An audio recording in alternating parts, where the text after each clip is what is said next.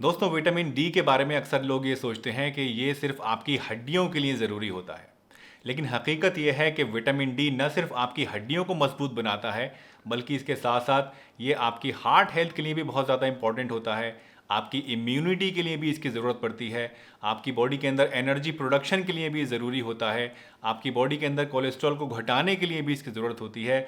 और इसके साथ साथ एक अच्छी स्किन के लिए और अच्छी मेंटल हेल्थ के लिए भी विटामिन डी आपको चाहिए होता है।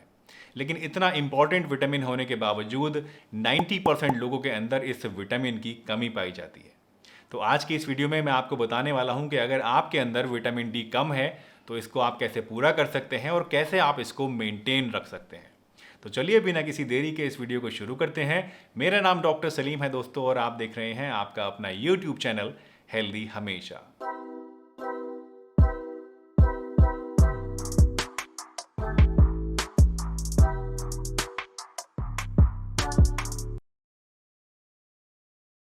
दोस्तों, विटामिन डी की डिफिशियंसी होने का सबसे बड़ा कारण होता है इनएडिक्वेट एक्सपोजर टू सनलाइट। अगर आप एक दिन में 1 घंटे से भी कम सनलाइट के एक्सपोजर में रहते हैं तो आपके अंदर विटामिन डी की डिफिशियंसी होना लाजमी है।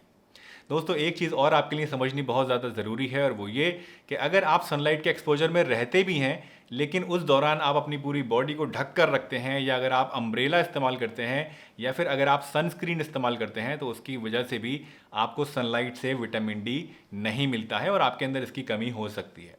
वैसे कुछ खाने पीने की चीज़ें भी हैं जिनसे आपको विटामिन डी मिल जाता है, जैसे कि एग यॉक में आपको विटामिन डी मिल जाता है, फिशेज़ के अंदर आपको मिलता है, चिकन के अंदर और मीट के अंदर आपको मिल जाता है, और मिल्क के अंदर भी आपको विटामिन डी मिलता है।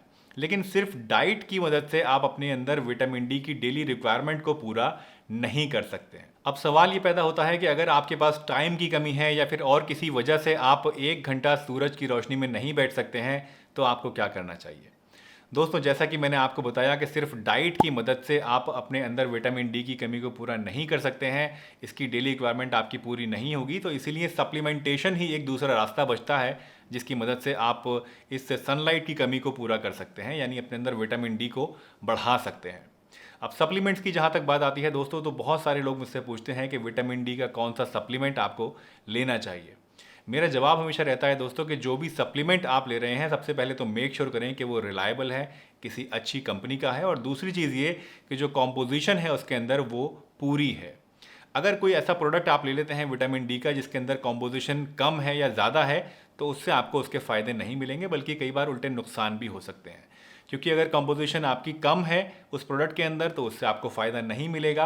वहीं अगर उसके अंदर बहुत ज़्यादा क्वांटिटी में आपको विटामिन डी दिए गए हैं और वो आप लॉन्ग टर्म लेना शुरू कर देते हैं, तो उसकी वजह से आपके अंदर इसकी टॉक्सिसिटी भी हो सकती है, यानी कुछ साइड इफ़ेक्ट्स भी आपके अंदर हो सकते हैं। एक एडल्ट इंसान की जो डेली रिक्वायरमेंट होती है विटामिन डी की, वो होती है 1500 से 2000 इंटरनेशनल यूनिट्स। तो जो भी सप्लीमेंट आप ले रहे हैं, मेक श्योर करें कि उसके अंदर कम से कम 1500 से 2000 इंटरनेशनल यूनिट्स विटामिन डी ज़रूर होना चाहिए, और प्योर फॉर्म में होना चाहिए। वैसे तो बहुत सारे प्रोडक्ट्स हैं मार्केट में जो कि आपको इस कॉम्पोजिशन के अंदर विटामिन डी 3 देते हैं, लेकिन एक प्रोडक्ट है जो कि स्टैंड आउट करता है, जो कि है एच के वाइटल्स का विटामिन डी 3। दोस्तों, एच के वाइटल्स का ये जो सप्लीमेंट है विटामिन डी 3 का, ये एक पूरी तरह से प्योर और सेफ सप्लीमेंट है, और इसके अंदर एक कैप्सूल के अंदर आपको 2000 इंटरनेशनल यूनिट्स विटामिन डी 3 के मिलते हैं। तो सिर्फ एक कैप्सूल इसका अगर आप रोज़ाना ले लेते हैं, तो उससे आपकी दिन भर की जो रिक्वायरमेंट है विटामिन डी की, वो पूरी हो जाएगी और आपको कोई भी टेंशन करने की ज़रूरत नहीं है। एक और सवाल जो अक्सर लोग मुझसे पूछते हैं वो ये कि विटामिन डी के सप्लीमेंट्स लेने का बेस्ट टाइम क्या होता है। तो वैसे तो आप किसी भी समय विटामिन डी का सप्लीमेंट ले सकते हैं दिन भर में, लेकिन अगर आप सुबह नाश्ता करने के बाद एच के वाइटल्स का ये एक कैप्सूल ले लेते हैं विटामिन डी 3 का, तो इससे आपकी सारे दिन की जो कमी है विटामिन डी की, वो पूरी होती रहती है और आपको काफ़ी अच्छे रिजल्ट्स मिलते हैं। तो सिर्फ एक कैप्सूल अगर इसका आप रोज़ाना सुबह में ले लेते हैं, तो इससे दिन भर की आपकी विटामिन डी की रिक्वायरमेंट पूरी हो जाएगी। आपकी बोन और जॉइंट हेल्थ भी इंप्रूव होगी, आपकी मसल स्ट्रेंथ भी इंप्रूव होगी, और आपकी बॉडी के अंदर कैल्शियम का एब्जॉर्प्शन भी और ज़्यादा बेहतर तरीके से हो पाएगा।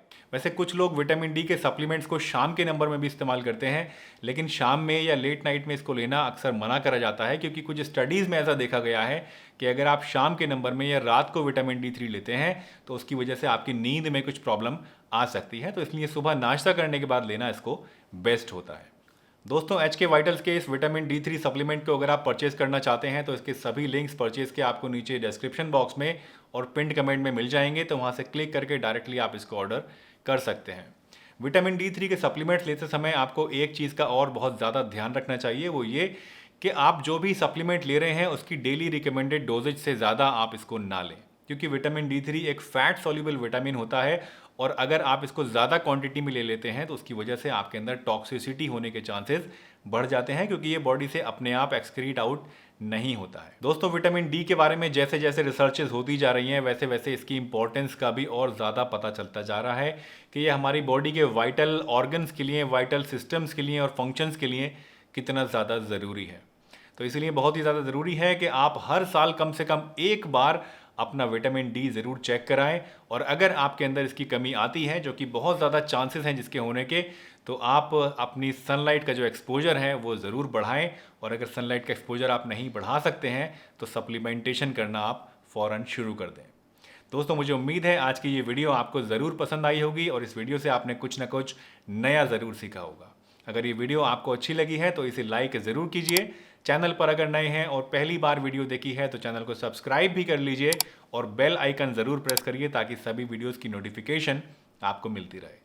अगर आपके मन में कुछ सवाल हैं, कुछ थॉट्स हैं, तो आप नीचे कमेंट सेक्शन में हमसे शेयर कर सकते हैं, या फिर आप इंस्टाग्राम पे भी मुझे फॉलो कर सकते हैं। मेरा इंस्टाग्राम आईडी इस समय आपकी स्क्रीन के ऊपर शो हो रहा है। तो चलिए, इसी के साथ मैं डॉक्टर सलीम आपसे विदा चाहता हूँ, इस वादे के साथ कि फिर मिलूंगा इसी चैनल पर एक बहुत ही बढ़िया सी वीडियो के साथ। तब तक के लिए अपना बहुत ध्यान रखिए, हंसते रहिए, मुस्कुराते रहिए, रोज़ कुछ ना कुछ नया सीखते रहिए ताकि आप रह सकें हेल्दी हमेशा।